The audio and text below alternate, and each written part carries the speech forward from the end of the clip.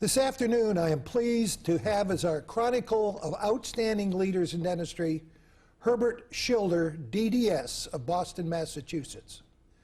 Welcome, Herb. We're delighted that you've been able to take the time to come and discuss some of the things of your life in dentistry. As you know, this is a project sponsored by the United States of America's section of the International College of Dentists and is housed in the National Museum of Dentistry in Baltimore. Let us get started, Herb, by saying to you, give me some early impressions of your life, your early days, your family, your mom and dad, and those influences as you recall as a kid. Well, the major influence on me, of course, were my folks, but the major characteristics of me were to identify very early the things that I wanted to do and things that I wanted to accomplish and things that I wanted to experience. And I guess I was a tough little rascal because I think at the age of 4, I kind of had my own mind. And while I respected the folks, it was like living two paths at the same time, the one in the family and the other in the bigger outside world that I wanted to explore. Now, your father's profession or work was? My father drove a truck. Okay. My father was in the fruit and produce business with his brother, and he was up at 3:30 every morning, winter and summer, to be down in the produce market, buying the materials, and then delivering them. Their specialty was to deliver to restaurants. He lived a tough life. He was my size and must have weighed 50 pounds more and was all muscle. And your mom was a live-at-home mom? A live-at-home mom who looked after the children and wanted the best for the kids. And how many brothers and sisters do we have? One sibling, and he's a dentist, 4 years older than I. Married an English wife, so he retired about 15 years ago. She always said, if I was the smart one of the family, how come I worked so hard? But he's a great guy, and my only sibling, but we are very close. And you grew up in New York? Grew up in Brooklyn, New York, when there was a book written recently, and it said, when Brooklyn was the world. And in those days, we thought it was. And so you went to school. Your early days were in Brooklyn? Early days were in Brooklyn, and I kind of went through school fast. I learned to read when I was 3, thanks to Mom. And I didn't go to kindergarten because I didn't want to be there with the kids. In the first 3 years, I skipped a half a year each year and got out of high school when I was not quite 13 years old. I was 12 and a half years old. I was graduated from college when I was 19. And I was just zipping along, and I had no idea what I wanted to be. Now, during those years, was there any individual that had real impact on motivating you, on getting you to achieve those quick grades and those and that artistic thing of learning fast? And were there people that you recall that had impact? Well, there was a mentor at New York University at Washington Square College, and he was a music professor.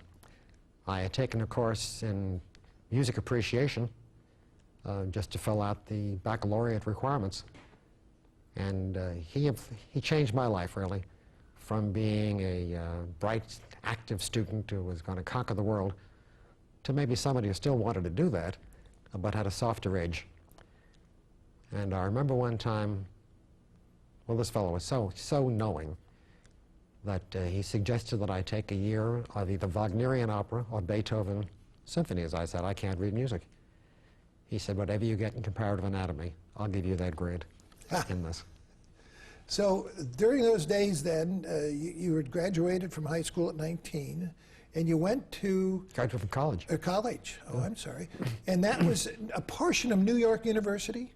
Yes, that was the liberal arts college. of New York University. Okay. And then you continued on to dental school. Not immediately. Okay, tell us about that. I didn't plan to be a dentist. I think if it were possible, I would have spent a life as the director of extracurricular activities for a large university. I was having so much fun at school. But there I was at 19 and out of school. I took 1 year and I took some graduate programs in enzyme chemistry and in botany at Brooklyn College, which was nearby. And I thought that was like going back to high school. And during that time, New York State developed scholarships for physicians and dentists. There were 36 for upstate New York and 14 for New York City. And my brother said, why don't you take one of those exams? I said, why? He said, you might like to be a dentist. I love it. I took the exam, and I received one of those 14 scholarships. And Dick, they paid the whole tuition, which in a private school then was $600 for the year, with $150 extra. And I thought, this is heaven. How could I not go to dental school? So that was the main reason that you went into dental school. That's the main reason I went to dental school. Your brother then really did have some impact on you by just sort of encouraging you to continue. Oh, surely, surely. And was he also practiced, where did your brother practice? My brother practiced in Manhattan at 157 West 57th Street, had a very fine practice, but it's a huge building with 500 professional people, and I early on said, I am never going to practice in New York City. So he did teach you that. Now, think back to those days of dental school, Herb, and give me some impressions of your early days in dental school, how you felt about dentistry as a profession, as school as an institution, and where you fit into that. Well, as you can imagine, I was a very serious student at all times. Not that I wasn't president of the class and president of this and president of everything else, but there was a serious side to me, a very serious side to me. And I revered education. I thought it was very important. I felt I never took a course that I didn't learn something from, be it at the college or at the dental school. And I just towed to the line and found it was going easily. And I discovered this was nice and comfortable for me, and I began to wonder what I would do as a full-time career. And that's where endodontics began to pop in. Don't forget, it was not a recognized specialty in those days, and very few endodontists were specialists. Some of the biggest names, as we may talk about later, were never specialists. They never limited their practices to endodontics. And I began questioning people in the endodontic department who were not endodontists, but general dentists interested in endodontics. And they told me, it's a nice thought, kid, but you can't make a living doing it. So dental school was an enjoyable time for you, would you say that? Oh, sure it was. And the associations you still... In a physiology class, while we were putting to sleep some huge tortoise, somebody on the other side of that tortoise asked if I would like to go on a blind date that Saturday night. That's how I met Joan, my wife. I think that's a wonderful story, and that's something that I did not know. Okay, so once you went through the dental school environment, you had a sequence of Pennsylvania and Tufts and Beth Israel Hospital, and run through those years of the sequence of what you did immediately following dental school. Okay. And that would be First of all, I want to go back to Martin Bernstein, because that music professor did soften the rough edges on me. He humanized me, in a sense, that he made me think differently.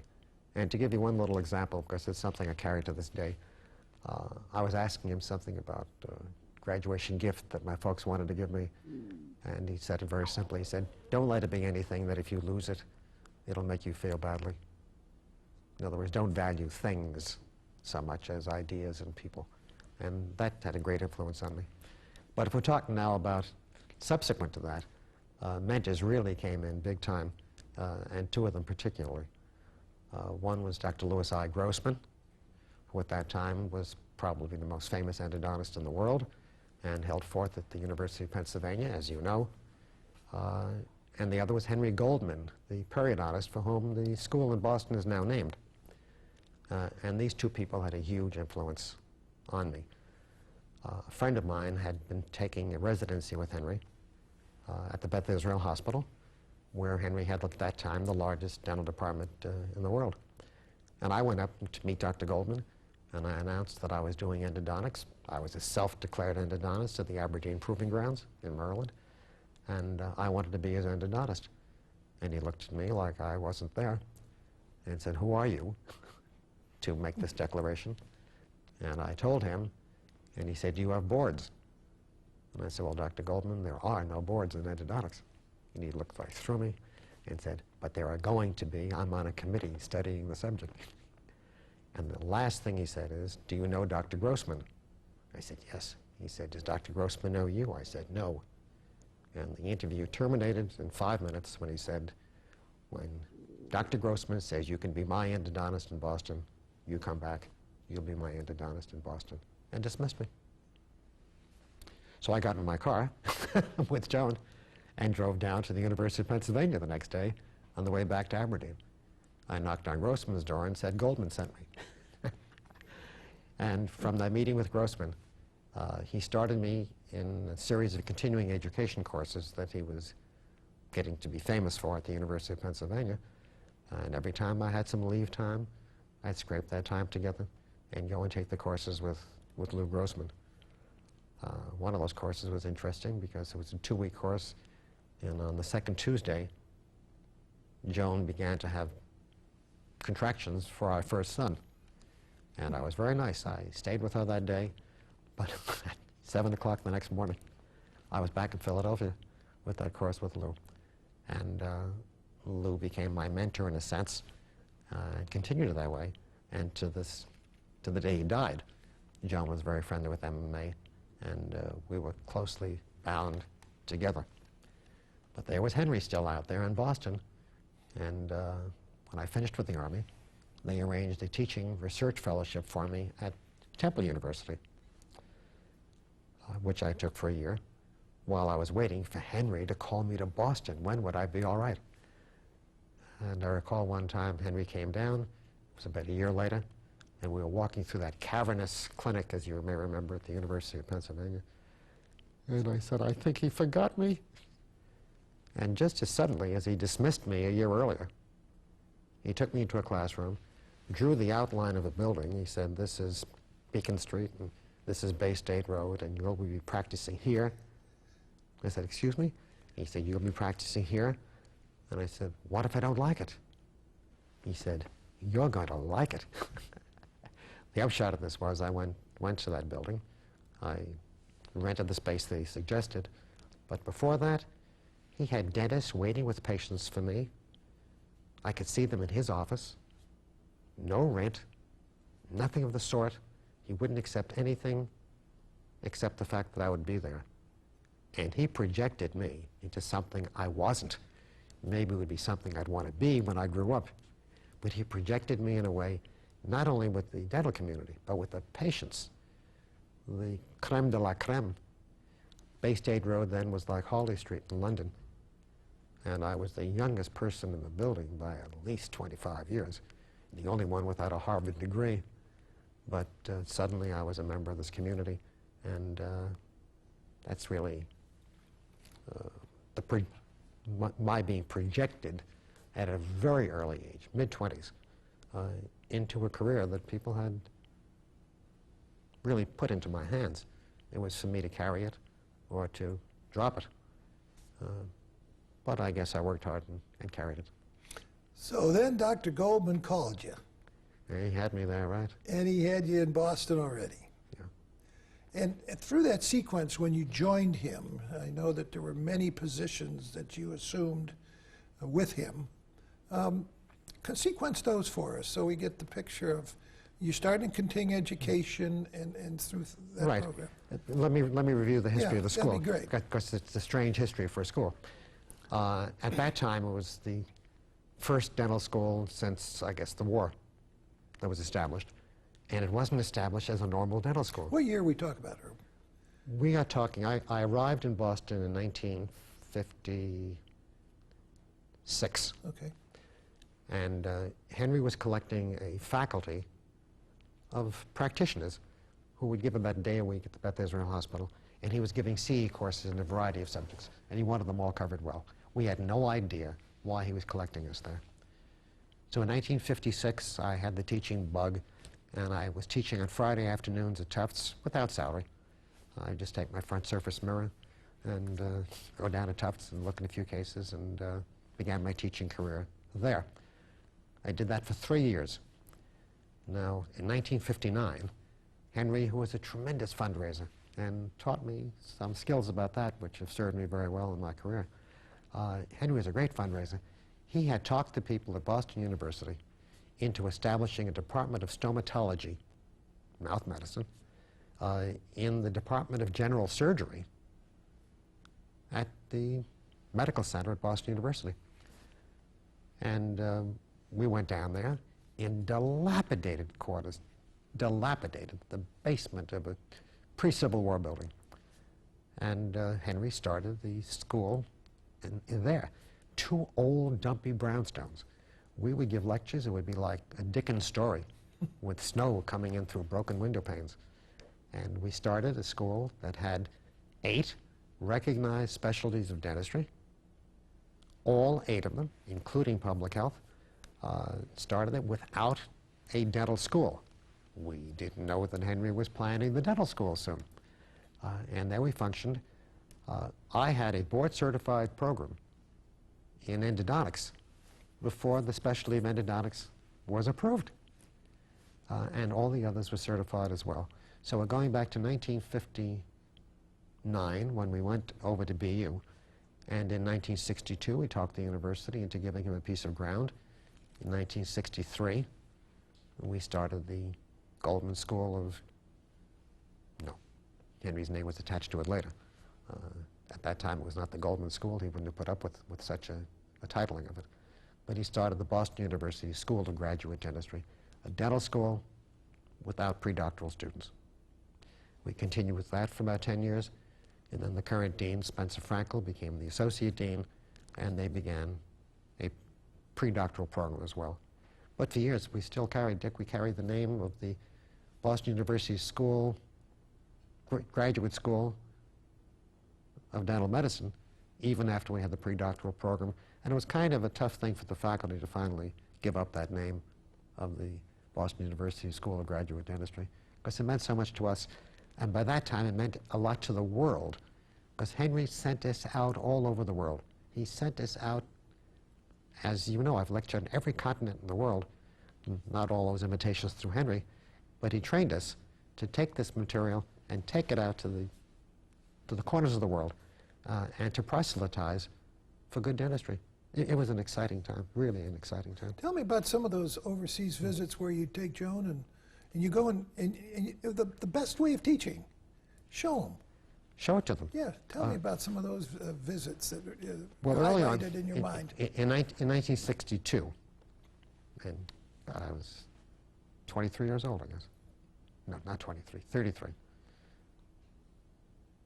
I went to Torino, and a former student of ours from the perio department, who was now a professor there, arranged for me to give some lectures with demonstrations. Well, they accepted anything. I mean, they were so unsophisticated, it was extraordinary. But I did a non-surgical case, and I did a surgical case without TV. TV came later.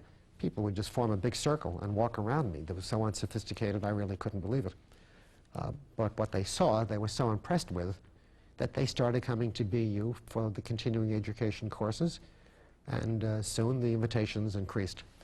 Well, over the years, I found, Dick, that this method of demonstrating what you're talking about and making it happen in front of them is the most convincing thing that you can possibly do, because they think you were a damn fool to come if it wasn't going to work. And as I indicated to you, I know previously, in some of our conversations in the past, I would take a dental assistant, wouldn't dream of doing it without my own dental assistant, and sometimes it would take the husband and their children and whatever, and the honorarium had to include transportation for them, as well as for Joan and me, and then our kids. And there were many, many places who wanted this to happen, and do the live demo right in front of them. We filled, we can talk about endodontics later with root canal systems and lateral canals. We have filled huge screens, 30-foot screens, with lateral canals on patients live in the other room while the people in the amphitheater seeing that work. It was a lot of fun, and it was kind of makes you feel strong that you've gotten your ideas across if you can produce it right in front of their very eyes.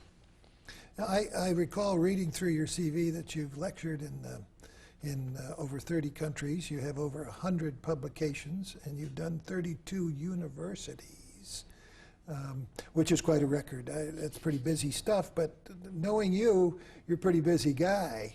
Now, let's just, you said an honorarium must be included for Joan and the kids.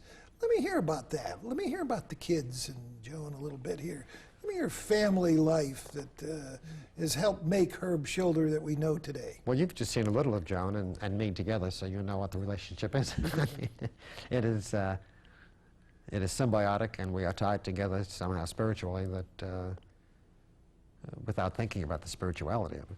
But in a reality that there's nothing that I do that isn't dependent upon her, which I'm very happy to say. And we work as a unit. So when I started having the trips overseas, we would get somebody to stay with the kids, and Joan didn't care for that too much. But from the time the kids, maybe when the older one was 7 and the younger one was 4, or maybe 3 and 6, we took them overseas. We took them to Rome, we took them to Bogota, we took them wherever I was going, and the sponsors were willing to do this. So the kids have seen a lot, and we've done a lot as a family. And where are the children now, or where are they? Well, one of them is an archivist for the American Jewish Historical Society. Okay. And he gathers material on interesting people, Jews in America. This has nothing to do with theology. This has nothing to do with anything but what has happened to Jews in America. And of course, they've been here since the 1500s, coming up from Brazil by way of Spain after the Inquisition. But in any event, one of the things that he does is to prepare biographies of people who might be interesting, and then they're published. And at the present time, he's researching a Dr. Gonzalez. Dr. Gonzalez was a dentist somewhere in the South. He has all the statistics on it, who apparently received an honorary degree from the University of Maryland. He's working on that at the present time. So he's an archivist and loves it. He was big in family genealogy, and from that he got into the other job, this job. Now, the younger son, he's kind of specialized in marathon running. He's not good enough to make a living at it. So he's a lovable guy. And he's actually made a living, such as it is, with running, with arranging races for corporations and putting together things and advertising campaigns for running shoes. He's an expert in this kind of field. And he loves it, and we should get used to it. And I guess we have. But he's a marathon aficionado. I can't complain too much because he ran his first Boston Marathon when he was 15, and I've run the Boston Marathon 25 times. Didn't finish too many times, but nevertheless, I've run the Boston Marathon all that time. And later on, we took the graduate students out there. They'd have to run with me. And I tell you, people who sweat together, stick together, and that's helped us to knit the graduates in the program around certain things, and that running was one of them. So Rich got caught up in it. Well, from being from Boston, it's an appropriate endeavor. Let's then go back just a little bit here to your time as a professor. And knowing many of your students, knowing that you have educated a good majority, well, I don't know if that's true or not, but many of the specialists in endodontics throughout this country, you are responsible for helping train or training. Give me some ideas of that program, how that got going to be such a massive, important program that's had impact on all of us throughout the world and especially in the United States. Well, the number is actually 363 current graduates, which are 10% of every endodontist in the United States, and a very good smattering in other continents as well. It's very interesting that our first student was Cyril Gom, who, as you know, has been very active in the International College of Dentists. Cyril, I guess Cyril's responsible for igniting us Cyril was introduced to me by a dentist who must have treated some patients that Cyril had referred from Nova Scotia to Boston. And then the dentist said Cyril might want to come down and see me and see what could happen. And Cyril became my first graduate student. Now, in those days, we didn't have much of a faculty, so Cyril's course was basically being in my office a great deal. We started Cyril in 1959. He was graduated in 1960. And I remember at graduation, I made some comment that Mrs. Goldman thought was cute. I said, this has got to be some kind of educational experience. It's the only school we know where you have a one-to-one student-faculty relationship. But Cyril was our first student. And then the next year we had 2, and then the thing grew and grew and grew. So you have my understanding is you have sort of an alumni group. What's happening in that? We have a mafiosa mondiale. we have a worldwide mafiosa, but of course my Italian friends refer to mafia as simply a friend helps a friend. So that's what we do. And it's a cosa nostra, which only means our thing, because our thing is endodontics. But we've got them all over. We have a directory of our students with their families, their wives' names, and the children's names, and the office phone numbers, and the home phone numbers, and the fax machines, which we're using all the time to keep in touch. We have our own publication that comes out, scientific publication, that comes out 3 times a year. We have competing annual meetings.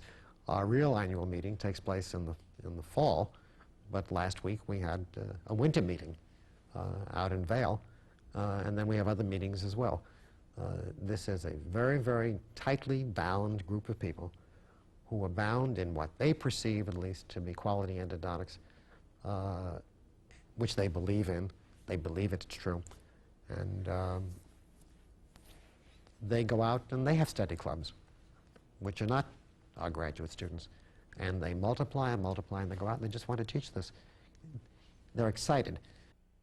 Some years ago, I wrote a sentence in a textbook by Richard Burns and Steve Cohen. And I said, guys, I gave you guys the best sentence. I wish I kept that for something for myself. And I ended the chapter on the future of endodontics, and it began with a conjunction for effect. And endodontics will be fun. The practicing of endodontics will be fun. And for me, it's been one great big game. It's been fun. If you like what you're doing, if your work can be your hobby, and you can make a living and help people and do good with it, you can't ask for more. Let me ask you, too, with all the publications you've done, is there a particular interest in research that you've had through the years, other than helping others and looking at systems? I know some of those issues, some of those publications, of course, are assisting your residents or those you train.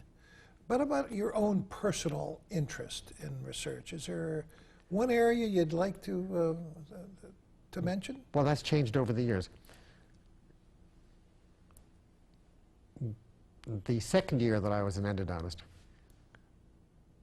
I guess George Stewart, who was a very fine endodontist in Philadelphia, invited me to speak at a program of the American Association of Endodontics, which I did. And I spoke about a subject which was rather novel to them, but something I was being consumed with at the time I went into practice. When I went into practice, I was practicing with silver cones. And that's what I learned in Philadelphia, and that's what I believed in, and that seemed fun. And after a while, I discovered that the things that they told me were not what I was finding to be the clinical reality.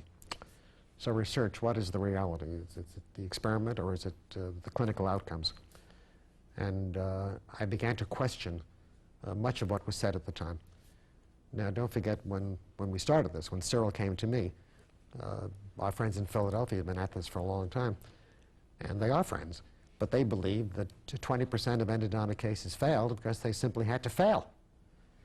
Now, you've done some apicoectomies in your day, and when you went to dental school, when I went to dental school, you took out what we thought were cysts, and you cleaned out the epithelium, and you were afraid to go to the apex, you were afraid of excess material, and it wasn't supposed to work. And I discovered that all these things were working, and that what I have coined the lesion of endodontic origin instead of periapical granulomas or periapical cysts, because they're not all at the apex. They can be mid-root, they can be at the cervical part, are the results of toxins leaking out of root canal systems. So now we're talking about root canal systems instead of a root canal, and don't think every endodontist in the world was happy to be reminded these are root canal systems. Now, they knew that, but they would avoid it. Dick, you're not an endodontist, but do you realize that about 85% of upper first molars have 2 canals in the mesiobuccal root? No. They didn't tell me about that, but of course we have it. And our graduate students now are working with surgical microscopes. Every one of our graduate students has a surgical microscope that they can pull down as they work. And this is going to be common in dentistry. We didn't start this. This is going to be common. So early on, way back then, I was telling them about root canal systems and showing them lesions that they thought were miracles, that I thought was routine, that were working. So the early part of the research was doing statistical evaluations to demonstrate to them the healing capacities. And some of our closest friends and endodontists who you respect enormously, and I do as well, they couldn't believe this, and they would argue. There's the Dr. I.B. Bender, and I know you know him, and I think it was his 80th birthday after he spoke in Boston, and he went back. He has Parkinson's, but it doesn't seem to affect his writing. It shakes, but it goes across the line beautifully.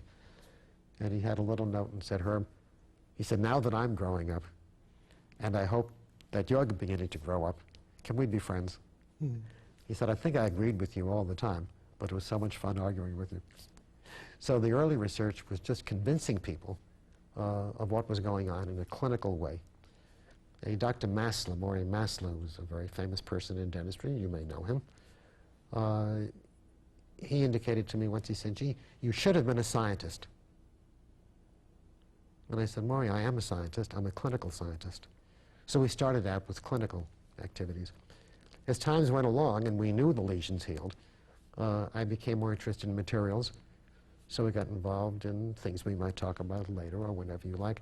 The vertical compaction of warm gutta percha technique, where we warm the gutta percha and instead of pressing it in laterally, which most people were doing then, press it vertically, like taking pizza dough and filling a form, shepherding the material in, and watching the lateral canals get filled and be gratified by it.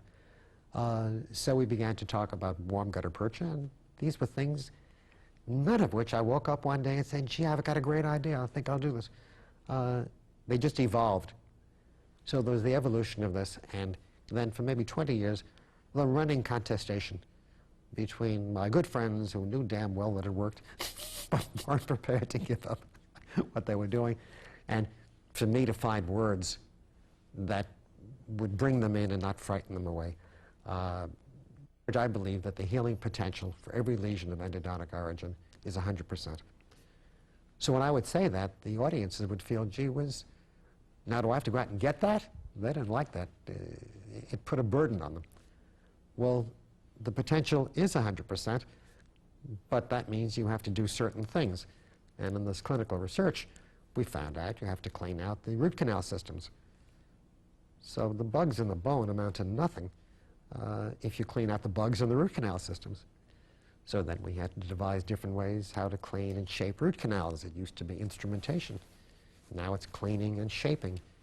And I've been thrilled to see these words accepted around the world, but I had to change from threatening the audiences, which I never meant to do, by saying, you're going to go home and they're all going to work this way. No, if you do what you're supposed to do, they're all going to work that way. The capacity to heal is 100%. But the mechanics and the complications of these root canal systems don't necessarily allow you to get that. But the harder you try, the more conscientious you are, the closer you're going to come to the 100% healing. Let's take a break, Herb, for a few minutes. We've gone a long time, and let's just take a little rest. Fine.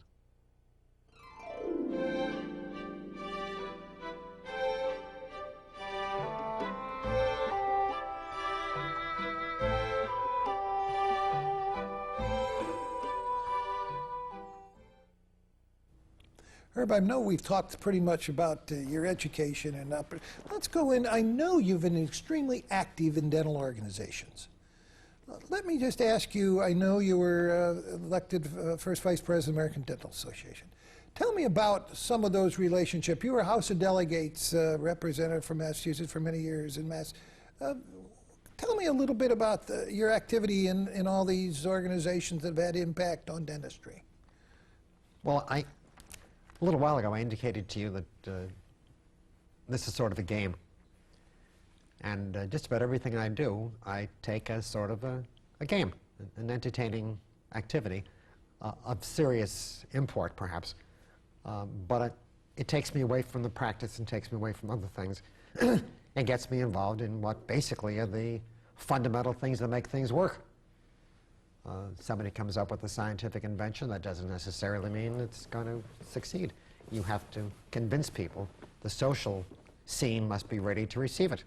Otherwise, they're not going to want to receive it. So I've always been very people-oriented and enjoy doing these things. Now, I indicated to you before that when I got out of college at 19 and didn't have a clue as to what I wanted to do, I thought I might like to. Maybe I'm fantasizing now what it was like, but I really think I would have preferred to keep doing that for the next 20 years, being president of the class and whatever, and just do all these multiple activities. So I've been into things for a long time. I like to size up the social issues because that's where I think progress takes place. I have friends who are major businessmen, and what's your greatest talent? Well, the balance sheets. No, it isn't. You're a good psychologist. You can't do business unless you know the people you're doing business with, from the banker to the person who's buying the tie in a store. So I'm very much interested in these processes and how you can affect people's behavior by affecting change in them in terms of how they see the things that are really important in their lives anyway, and not the things that are stewing them up that have very little relevance. So from a very early time, I got involved in these things. Now, Dick, remember when I went to college, I was too young to be in the Second World War. I was a junior air raid warden. But when I got to school, people had come back from the GI Bill of Rights capacity to go to school. They had this thing. So the average person in my class was 5 years older than I was in college, and I was president of the class. So you may say, well, how did that all affect you? And it didn't affect me at all. I was just doing my thing, and they were doing theirs, and we felt very comfortable with each other. So I was always into this kind of activity, going back to the 6th grade. It just was part of my becoming interested in this kind of thing. Now, with that, it was perfectly natural that when I started in dentistry, I would attend district dental meetings and see what was going on. And quickly I found out that you could participate in things. And suddenly I found I was being elected to various positions. Then I had to develop a technique of getting out from behind the podium and getting in front of it and say, I'm the same guy you knew yesterday before I had this job. And if I could be doing this, you can be doing this, and we can be doing it together to keep the contact. And that kind of worked. I found issues. I don't think I invented the issues. I think there were many issues in dentistry at that time that needed people to articulate them and to speak for them. And I found out I was the person who was doing this. And people were liking to elect me to places, and there again it was to keep contact with them, because if they say, you go out there and take care of it, we'll watch you, that's no good. We have to do this all together. So I would apply that with almost everything that occurred in life, from social organizations, religious institutions, you name it. I was out there somehow doing this. Massachusetts Dental Association, for example, for many years, Dental Society, Massachusetts Dental Society, used to elect a delegate for 1 year. It was like taking a trip to some far-off place. And when they first nominated me, I said, guys, I don't want to go because I'm on the program speaking anyway. Most of these times I'd be speaking on the scientific program and running out of the house and getting slides and going back. I was doing all of this stuff. And I said, there's no effect that you can have in 1 year there. You've got to be there a year or two and see what's going on in the House of Delegates and make some friends and find what the process is, and don't be a smartass who's going to get up and think you're going to overpower 418 people who are pretty smart too. And they said, that's a good idea. So I was the first delegate, I guess, who had continuity and could get to know the people and know the system, and that seemed to work very, very well. And the same process would happen in the American Association of Endodontists or others, where they would be happy to have me doing these things. And I took TV training for the American Association of Endodontists at one time, and it was interesting TV training. And if there was the unfriendly interview and the friendly interview and the whatever kind of interview. And at one point, they asked some question, I forget exactly what it was, and the 12 of us answered the question. And at the end of it, I guess she thought I had done the best job. They said, now why did you say that? And she said, you're the most credible. So I don't know what it is, but the sense of credibility. And during most of my political activities, it's been on credibility and on trying to do the right thing, if you will. If we want to be very introspective, I think I've been Mr. Clean in all these things. Reliable, Mr. Clean, no deals, everything on the surface, nothing hidden, and it's fun. If people want you to do this and you're doing it, it's fun. So we applied that just accidentally to whatever there was, and pretty soon I became active in these various things and worked with the issues. The ADA is very interesting, and with no disrespect, because everybody in the House knew what my issues were in the last days. In the last days, my issues were changing the continuity of the president of the ADA, which presently now is president-elect and then president and out. And instead of putting people on a pinnacle, they take them to a precipice and put the foot in their back at the end of that last session, and you are gone. No immediate past presidents, new people in, king for a day, for a year. And while we've had people of substance in those roles, real substance, there's no chance to come to grips with the issues because there's no continuity. And I won most of the things in the House that I wanted, but I couldn't win on this one. And the issue is, let's have continuity so people could grab the issues and say, this is not my year. What are you going to do in your year? No, this is a year in the continuity of the association. And what can we do this year to further the long-range plans of the association? I couldn't sell it. I remember traveling to Australia, South Africa, with a very dear friend of mine and a very fine president of the ADA in his day. And he said, Herb, you'd be terrific. You have one problem. I said, what is that? He said, you're too serious about the issues. Well, we're delighted that you were taking on those issues, and it's too bad that more people don't have the credibility that you've had through the years, because that's very important in our profession, which is the best in the world at this point.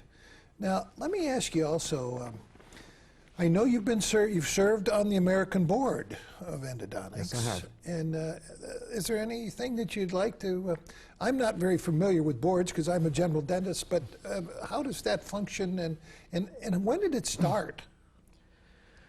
Well, endodontics was the last specialty, I guess, until, did we accept radiology at the last House of Delegates meeting? I don't think so, not yet. Well, not yet. Not yet. So we are the last specialty to be recognized by the ADA. Organized, probably incorporated in Illinois in about 1959, but had to understand this with the ADA. They were not going to give examinations until the House of Delegates accepted endodontics as a specialty. Now, to go back into those days, Dick, when I went into endodontics, there were, I think, 50 endodontists in the United States.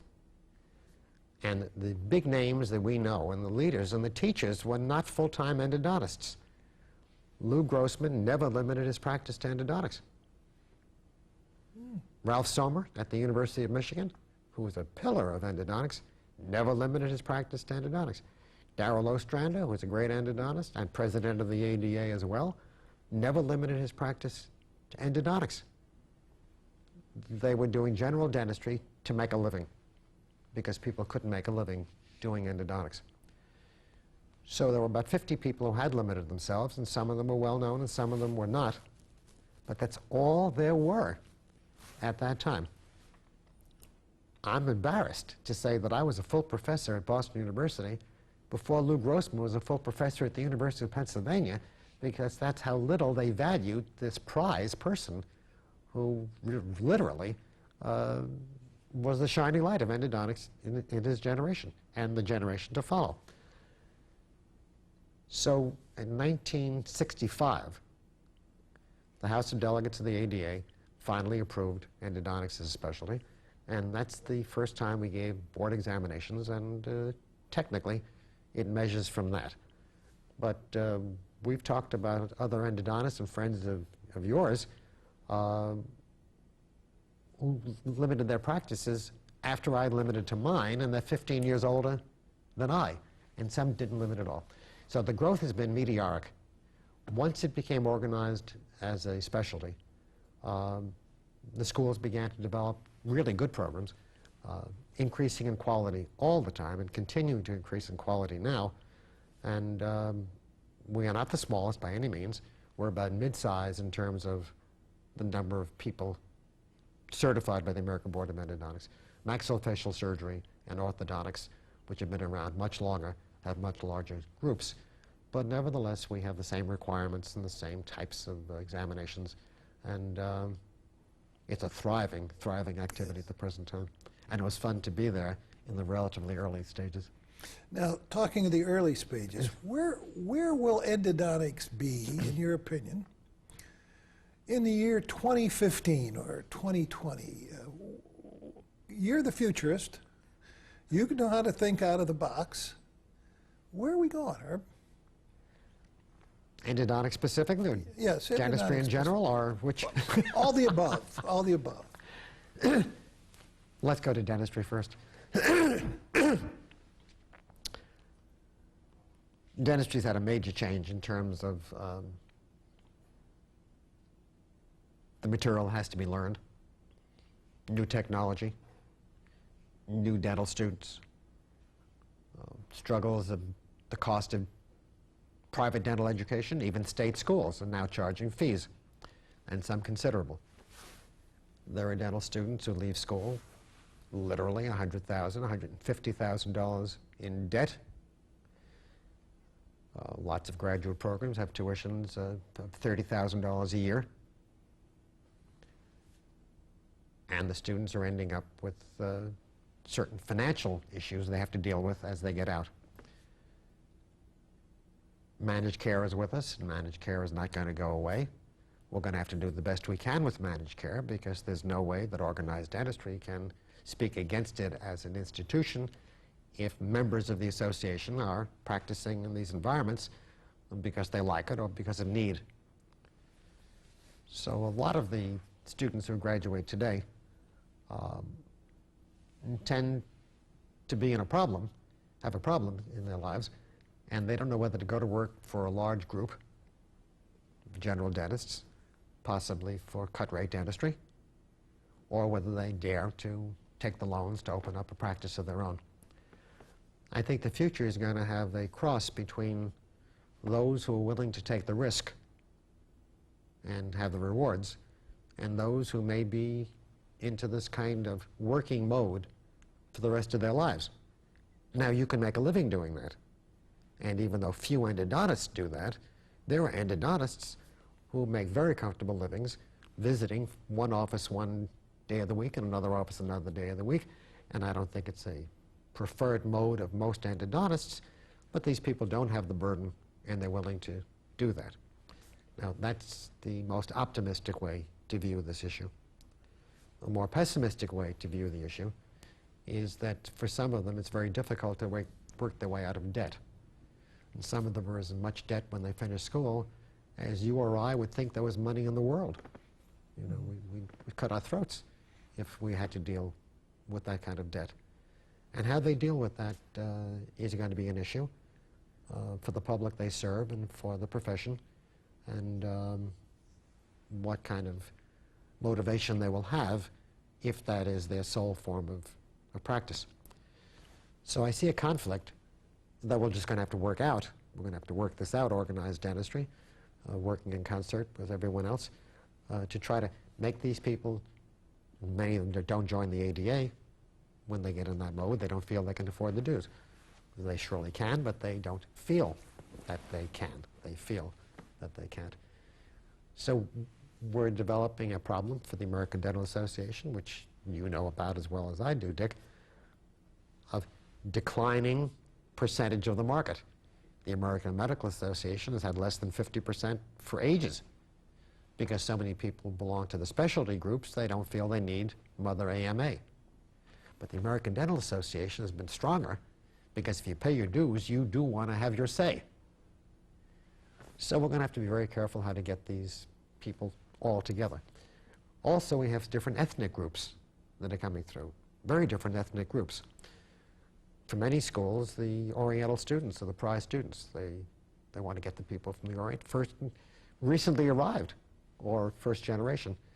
They seem to respect education, and they seem to pay the fees, whether they're state schools or whether they're private schools, and they're very good students, but their outlook on the American Dental Association has to be nourished very early in their careers, because in California, I believe there are Philippine dental associations of American dentists, or Korean associations of American dentists. And that's a very difficult problem for the ADA. They're working on it. I'm very concerned about it. And into the future, we're going to have to do something to bring them all together. So when John Zapp and others come to speak before Congress, they're really speaking for organized dentistry and not for, my word, a minority, or if not a minority, a shrinking majority. That's a very important issue. Silver cone, gutta percha, what's next? Anything on the horizon? Well, I don't want to leave gutta percha too soon. No, well, okay, good. I understand. But, you know, I learned with silver cone also, and then, Sure. of course, and then we May I ask you a question? Well, I don't know. if Dick, I what can school answer did you it. go to? Case Western Reserve. Okay. Yeah. That was Silver not a bastion of endodontic. It was, Excellent. no, I don't know that we had any specialists Okay. there. And They well, do now, but you had a periodontist, endodontist, very nice fellow, yes. who tried to do something with each of them, and was a very, very good teacher and a nice gentleman, Yes. but there's no way you can learn under those circumstances the details of endodontics as they exist today. So silver cones are basically gone. They're basically gone. And for most part, it's gutta percha. And for most part, it's warm gutta percha. Apparently am the father of the vertical compaction of warm gutta percha technique. But if you warm gutta percha however you want to put it into a tooth, whether it's with a gun or make soup out of it or put it on a stick, which some people are doing now, and putting it into a canal, most people are warming gutta percha in some form and pressing it into the root canal system as they've come to understand the complexities of the root canal system. Would that it was not so complex. Endodontics is the kind of thing now where the less you know, the easier it is to do. And the more you know, the more complicated it is to do, because you find more to do. You find more to do. One of our graduate students, who has been in practice for 18 years, came and showed me a case the other day and said, gee, if it weren't for you, I'd never be able to do that. No, no, Tom, you will be able to do that without me. 4 roots, 5 canals, 2 with right-angled bends, and all filled to the radiographic terminus of the canals. The quality of work improves as you understand the complexity of what you have to do. And if you don't understand that complexity. So gutta percha seems to be, at the present time, the material which is still best suited. Don't forget, it's been around for over 100 years. It's not experimental material. So instead of doing lateral condensation, which was popular for many, many years, much of what I had to do was to teach people, if you can push it to the side and hope that the gutta percha cones stick together, it's easier to warm it and push it into a properly prepared root canal system. I think there's going to be a lot more changes in instrumentation. There's so many changes now, and there might be changes in other things, but I don't think, except for novelty, there's going to be much change in gutta percha over the period of time that you're referring to. Okay. Looking back at a very full career that you've had, and it started very early when you graduated from college before you were 20. What would you change if you went back? Well, that's a great question, though. What would you do differently? I don't even know if you've thought about that. You're moving so fast in all directions. Is there anything that would come to mind? What do you want to be remembered for, Herb, if somebody asked you that? I thought about that on the plane, as a matter of fact. Good, you know, yeah. I was thinking about that. What have I become? I've mentioned to you that I would go to the American Association of Dental Schools meetings, and I was active in their House of Delegates, Yes. and I was chairman of the endodontic section of the AADS and the continuing education section of the AADS. And there they would say, gee, this clinician is coming into our place, and the House of Delegates, the ADA, would say, this teacher is coming into our place. I didn't view myself, even with all that early teaching, as a teacher. I viewed myself as a clinician who taught. That was my view.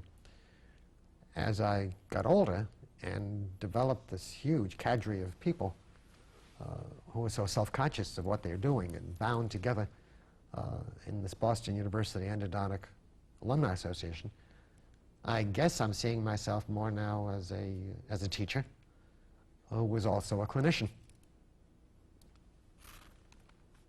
And the only thing that I might say off the top of my head to that question is I guess I would have grown up earlier, which means that I would have had fewer confrontations, which seemed to be the only way to do it then. And of course, it didn't seem to decrease my popularity, and maybe I was an enfant terrible. In those days, they didn't know what to do with me, but they kept coming back to the lectures all the time. They didn't want to do it because they thought it was complicated, but they came back to the lectures all the time. And I'm a decent communicator. I think if I could have communicated this better and in a less challenging way. But then again, I'm not sure it would have succeeded if I did that. I would guess you would have, because you've succeeded in everything else. Now, what do you still, you've done most things in endodontics, you've done most things in dentistry and in education. What do you still want to do? I know you're working to pass on the virtues of the school, to improve. I know you're working in foundation work for the Yes. endodontics, plus your own university. What still remains to be done in that area for you? Well, let's go back to one of my prime mentors between Lou and Henry Goldman. Henry Goldman was a great fundraiser, an enormous fundraiser. And he had the nerve to confront his wealthy patients, which became my wealthy patients. But I couldn't approach them the way Henry would do and just take them to dinner and say, Harry, I need $100,000. And come away with it. Maybe not more often than not, but more often than I was able to believe as I would watch him do this. And he would take me with him sometime, and I would see Henry do this. Now, that is not necessarily the way I raise money, but I probably raise as much money now as Henry had raised. And my perception is you cannot have good education unless you have some money. There's a terrible problem, Dick, terrible problem in getting good dental teachers, because the practice today is so lucrative that people who are teaching hear their students are making more money than they are 3 years out of school. So it's extremely difficult to keep people. Even endodontists, extremely difficult to keep them. So schools have to have more money, and most organizations need more money. And it's okay to talk about money. Now, years ago, when we had only 3 or 4 graduate students, I remember at a meeting of the American Association of Endodontists inviting them to breakfast, and we had eggs Benedict and bacon. Can you imagine me, look at me, eating eggs Benedict and bacon, my God. I play with my plate, and they thought the school was paying for that breakfast. Heck no, I was paying for the breakfast. I was investing in developing an alumni association. And we've done that. And in the case of the AAE, which we can talk about because we started a $5 million campaign over a period of 5 years, and we have now pledged for $10 million and $6 million in the till. But let's go back to the school. You can't do anything unless you have money. So without going through the step-by-step stages of it, we have an outside source of income which is greater than my department budget except for salaries. So except for salaries which the school provides, I'm receiving 5 to 6 times my annual budget from alumni. We've established 3 things at the school. The students wanted to name a chair for me, and that was going to cost $1 million at that time. And it took a little while, and we had the $1 million, and now there's $1.5 million in there. The money they send on a regular basis constitutes the opportunity to send young faculty people to meetings and to send students to lectures and to move things around and just do things where the other departments thinks money grows on trees. It doesn't. You treat your students right, and it comes back to you. And treat every student as a potential donor and every person as a family member. My phone rings 6 or 7 times a day from an alumnus. And before I pick it up, Dick, the answer is going to be yes. Only once in a while they're going to ask, how's my health? But the answer is yes, I can call that person. Yes, we'll try to do that for her. Yes, we're going to do that. So we have the source of income. We have dentists in group practices who, when the machine cuts the checks for the doctors, they cut a check for my department. We have a practice out in Arizona. The checks are now at the level of $1,150 a month that come in on a regular basis. We have endodontists who leave their credit card numbers, and we take $150 out of that every month. But it's kind of inspiring, and there's nothing really like it, but the checks simply pour out of the mail, and I'm spending a lot of time thanking people. You may know that Joan and I made a large gift to the university, a very substantial gift to the university, to name the Joan and Herbert Schilder Endodontic Research Laboratory. I wanted her name first, and she made me very happy. She let me do that. And I told the university we'd have $1 million before the year was out. Well, in 11 months, I have the $1 million by getting some alumni to give $50,000 each over a period of 5 years. This is not for everybody, but everybody gives us something. And got these people together, and they agreed to do that, and there's $1 million for a research lab, which has turned the direction of the research that I'm involved in now from direct clinical research to very, very basic science research, to cellular research, to enzyme research. And the students, you'll get a kick out of this since you say you know me and you're getting to know me better. The students are winning so many prizes at the American Association of Endodontists that you think it's fixed. Several years ago, the AAE gave me one of their awards, which I was very happy to receive. Is that the Grossman Award or the Coolidge Award? The Coolidge came first. I know you got them both. And the very next year, they gave the I know you got them both. Now, I'm not the only one to have 2, and Dr. Bender has had 3. He has the Sommer Award as well. But no one had ever received 2 in a row, back to back. And that year, 2 of my students won first prize, one in the essay research reports and one in the poster clinic. And I'll tell you, I was dancing around. I was happier for them having won those awards than for my receiving the 2 awards back to back. This is pure research, things that get published in journals of cellular biology, things that get published in papers of enzyme chemistry, things that put in medical publications as well, all have influence in bone formation and bone resorption, which have relevance on lesions of endodontic origin. done in laboratories sponsored by, where most of the sponsorship is from NIH grants of millions of dollars, and our students have access to this, and we're into that kind of thing. So if you looked at my more recent papers, you'd find it difficult to read the names you know, Yes. of the titles. And we've gotten into that, and I'm having a ball at this stage, you know, spending more time doing that. But I can't stress enough the importance of students being taught to express their gratitude by giving back in a very tangible way. And our students have been marvelous, marvelous with us.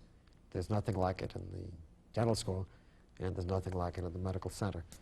But it's not an accident. You make them feel good on being together. We have only 2 children, and neither of these guys seem as if they're going to be presenting us with grandchildren. And I've said many, many times at our meetings, at banquets, because I mean this sincerely, Joan and I have more than 2 children. We have presently 363 children, some of whom are older than we are, but nevertheless, it's all family. And to go out of their way to be good to us and to look after it and to make sure this endodontic thing works. There's an Italian expression, si mangia bene, si viva bene, si dorma bene in Italia. You eat better, you live better, you sleep better in Italy. Well, you might say, well, that's nonsense. No, if you believe it, it's magic. If you believe that the wine grows better on your side of the hill than on the other side of the hill, then it's real. And we've got this thing about endodontics that we think is live and vibrant and reaches out to the whole world community, and everybody's welcome to come to BU and join in this, to be inspired in it somehow. And at the same time, we know it's a shtick. But we believe it. And if you believe it, it's a reality and it works. And it's a marvelous thing to see how it's grown over a period of years. Well, I believe you. I have some kids living in Italy, and they don't do badly. No. And they believe it. Yeah. Well, it's been a wonderful afternoon that we've had this opportunity to talk to you. On behalf of the International College, I thank you for expressing what you've expressed this afternoon. I think we know Herb Schilder a little better because of this afternoon. I think I would say clinician. You married up, Herb. I'm learning that. Teacher is so important. Administrator, dental activist, researcher, you've done it all. And thank you so much for being with us this afternoon. I know the snowstorm created all sorts of terrible problems for you, but you got here. And I think that's the way your whole career's been. Whatever the problem is, you beat it. And thank you so much for being with us. Dick, thank you so much for giving me the opportunity to speak with you and to receive this honor, which I recognize very, very much.